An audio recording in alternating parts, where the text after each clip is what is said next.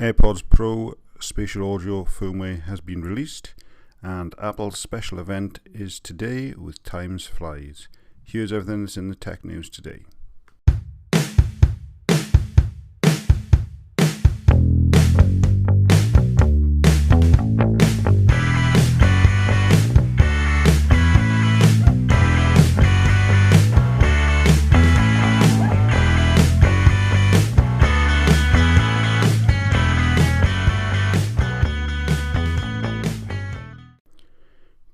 Today is Apple's Time Flies event, and we are hoping to see several announcements including Apple Watches, iPads, and then possible tile trackers. And even though a lot of rumors are saying that the iPhones are not going to be released, there's still a lot of people out there that hopes that this will actually happen.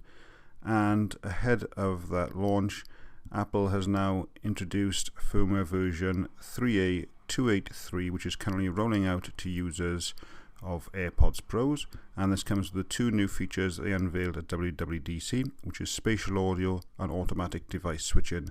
So that will allow you then to open up your iPad, use your AirPods, and then if you change over to say your iPhone, as long as it's running iOS 14 as well, and you start playing audio, it will then connect to your AirPods, so you don't actually have to do any switching as well.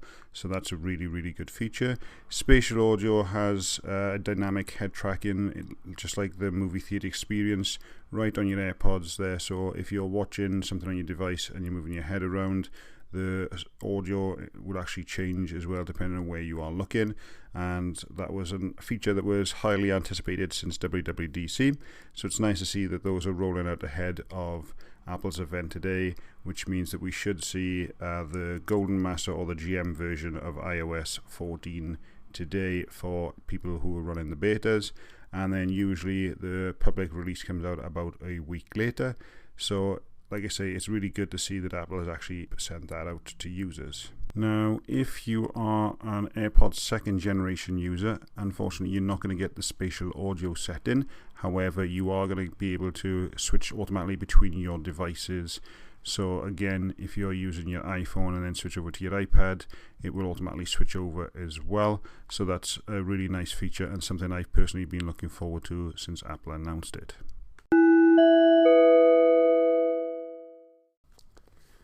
Today's sponsor is a new one. Today's sponsor is Walter 2.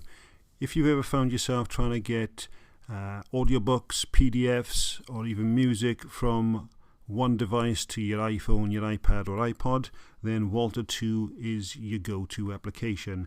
Now, I like to get my audiobooks without DRM protection, so I can actually use it on multiple devices, and if I ever do decide to leave the Apple ecosystem, then I'm not going to be tied in if I just get them from Apple Books. The same as I don't like to use Audible books or anything like that as well. And this is where Walter 2 comes in. They allow you to easily get that from your Mac or PC onto your iPhone, iPad or iPod. And then once you do it once, you can also do it wirelessly as well. So that means you don't have to have cables hanging around everywhere after the first time. And like I said, it works both on Mac and Windows. And we actually have 10 codes to give away. So make sure you head over to our website, geekscorner.co.uk/Walter2. And there you can see information of how you can actually take advantage of this free code you can get Walter 2 on. If you don't want to wait around and enter that competition, also Walter 2 have a 50% off deal where you can get that as part of their back to school option as well. On to Google News now. Google has issued an update to their Nest Hub smart displays, which allow users to swipe up from the bottom and then they can tap on their alarms and set alarms from there. Previously it was a little bit more awkward to get into it, but with this new sunrise feature, users are able to set alarms much more easily, so that will be a welcome change.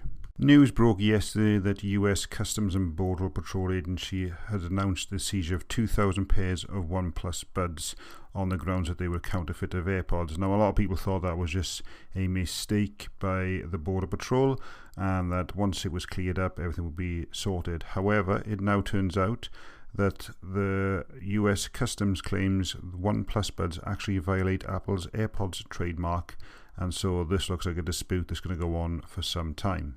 That's it for today, guys. It's a nice short episode as we prepare for Apple's Times Fly event tonight, and we hope that you will all tune in as well.